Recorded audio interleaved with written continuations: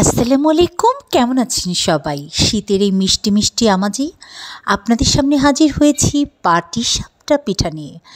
চলুন তাহলে শুরু করা যাক আজকের এই সুন্দর পাটিসাপটার পিঠার রেসিপি নিয়ে আমি আজকে হাজির হয়েছি। দেখুন আমার পাটিসাপটাগুলো কিন্তু আজকে খুব সুন্দর হয়েছে। তো চলুন তাহলে শুরু করা যাক। কেমন আছেন সবাই? তো আজকে আমি একটা সুন্দর জিনিস বানাবো। কি বানাবো সেটা বলছি। পাটিসাপটা পিঠা আমি এর আগে একটা ভিডিও দিয়েছি, সেটা হচ্ছে খিসাটা আমি কিভাবে বানিয়েছি। এখন তো শীতের সময় পাটিসাপটা পিঠা আমরা সবাই খাবো, তো খিসাটা কিভাবে বানিয়েছি সেটার ভিডিও আমি দিয়ে দিয়েছি। আজকে আমি দেখাবো কিভাবে পাটিসাপটা পিঠাটা বানাচ্ছি। চলুন তাহলে শুরু করা যাক। তো এখানে আমি এই চামচ দিয়ে চালের গুঁড়ি নিয়ে নিয়েছি, দেখেন, ঠিক আছে। চালের গুঁড়ি নিয়েছি এখানে প্রায় এই চামচের 6 চামচ। আপনারা ধরতে পারেন এখানে প্রায় 6 কাপের মতো চালের গুঁড়ি নেওয়া হয়েছে। এবার আমি এটার সাথে ময়দা মিক্সড করব, ঠিক আছে। তো আমি এখানে 1 চামচ, 2 চামচ, আড়াই চামচ ময়দা দিলাম আর 6 চামচ চালের গুঁড়ি দিলাম। মেজারমেন্টটা ঠিক এভাবেই হবে, আপনারা ইচ্ছা করলে 3 চামচও ময়দা দিতে পারেন। তো আমি এটা খুব ভালোভাবে এখন মিশিয়ে নিচ্ছি। দেখুন খুব ভালোভাবে আমি এটা মিশিয়ে নিচ্ছি। ময়দাটা দিতেই হবে, কারণ ময়দাটা দিলে কি একটু সফট হয় জিনিসটা। পাটিসাপটা পিঠাটা আপনাদের একটু সফট হবে আপনার ময়দাটা। আমি এর মধ্যে একটু লবণ দিয়ে দিলাম।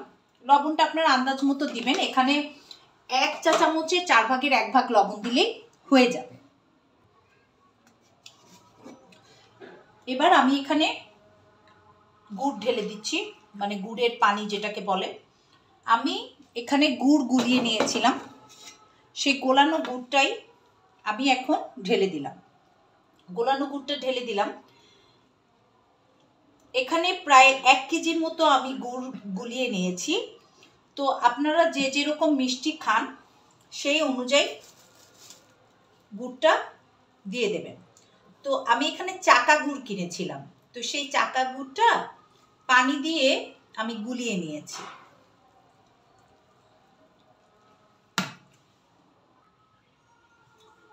তো আমি এখানে 1 চামচ, 2 চামচের মতো একটু ঘি দিয়ে নিচ্ছি। হ্যাঁ, ঘিয়ের একটা সুন্দর ফ্লেভার আসবে। 2 চামচের মতো ঘি দিয়ে দিলাম। আর ব্যাটারটা ঠিক আপনারা এইভাবে, আমি ঠিক যেভাবে গুলেছি ঠিক সেইভাবে আপনারা ব্যাটারটা রেডি করবেন। দেখেছেন? আপনারা ইচ্ছে করলে পানি আপনারা আন্দাজ মতো নেবেন, বাট ব্যাটারটা ঠিক এইরকম হবে, এরকম পাতলা হবে। ভারী করলে কিন্তু পাটিসাপটা পিঠাগুলো ভারী হয়ে যাবে, ভালো লাগবে না খেতে, ঠিক আছে। তো আমি এখানে একটু ঘি নিয়ে নিয়েছি, দেখতে পাচ্ছেন ঘি। তো এই ঘিটা একটা ন্যাকড়া দিয়ে এভাবে সুন্দরভাবে আমি একটু জাস্ট, এটা একটা নন স্টিক প্যান, হ্যাঁ, এটা তো আপনারা বুঝতেই পারছেন। জাস্ট একটু স্প্রেড করে নিলাম। এবার আমি বিসমিল্লাহ করে 1 চামচ দিয়ে দিচ্ছি। 1 চামচ দিয়ে এভাবে একটু স্প্রেড করে দিচ্ছি। হ্যাঁ, একটু ছড়িয়ে দিচ্ছি। দেখি এটা আমার প্রথম পিঠা কেমন হয়।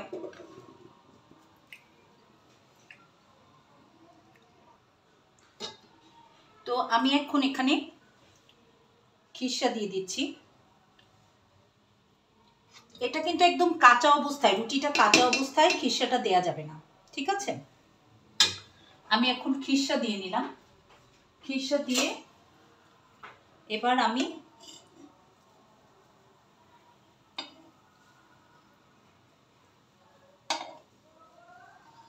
দেখুন, ব্যাস, আমার কাছে কিন্তু ভালোই লাগছে, মনে হচ্ছে খুব সুন্দর হয়েছে। জানি না কেমন হয়েছে, একটু সময় রাখি আমি। এবার আমি একটা প্লেটে এটা আস্তে করে উঠিয়ে নিচ্ছি। এই যে দেখুন আরেকটা বানাই। আবার আমি ঘি দিয়ে এভাবে মুছে নিচ্ছি। আপনারা যখনই ব্যাটারটা দিবেন একটু গুলিয়ে নেবেন। এই যে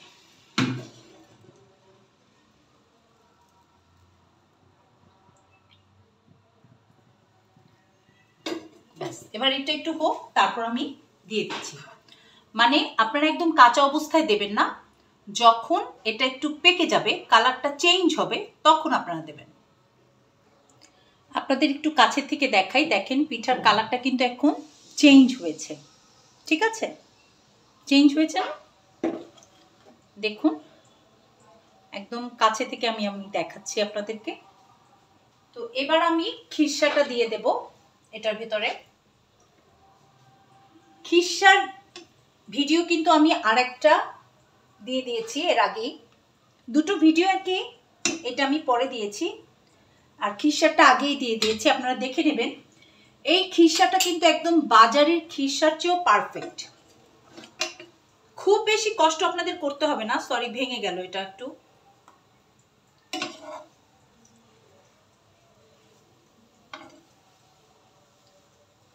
ভেঙে যাওয়া অংশটা আমি ভেতরেই দিয়ে দিলাম। আচ্ছা, আরেকটা কথা বলি, বেটারটা যখন আমি গুলিয়েছি এটা কিন্তু হালকা গরম পানি ছিল, মানে গুড়টাই আমি হালকা গরম ছিল, যেটার ভিতরে আপনারা একটা আঙুল চুবিয়ে রাখতে পারবেন।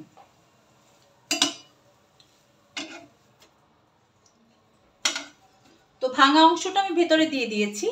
ঠিক আছে, দেখুন কত সুন্দর পারফেক্ট হয়েছে।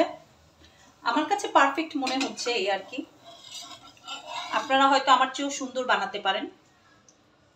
সরি, আবার ইয়ে করে দেব। এই যে,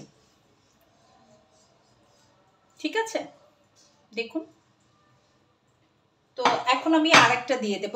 তো এভাবে আপনারা আমি সবগুলো পিঠা বানিয়ে নিলাম। দেখুন কত সুন্দর হয়েছে। তো আজকের এই পিঠা রেসিপিটা যদি আপনাদের ভালো লাগে, আমার চ্যানেলটা সাবস্ক্রাইব করবেন আর আমার জন্য দোয়া করবেন। ইনশাআল্লাহ নতুন নতুন পিঠা রেসিপি নিয়ে আপনাদের সাথে হাজির হব। খোদা হাফেজ।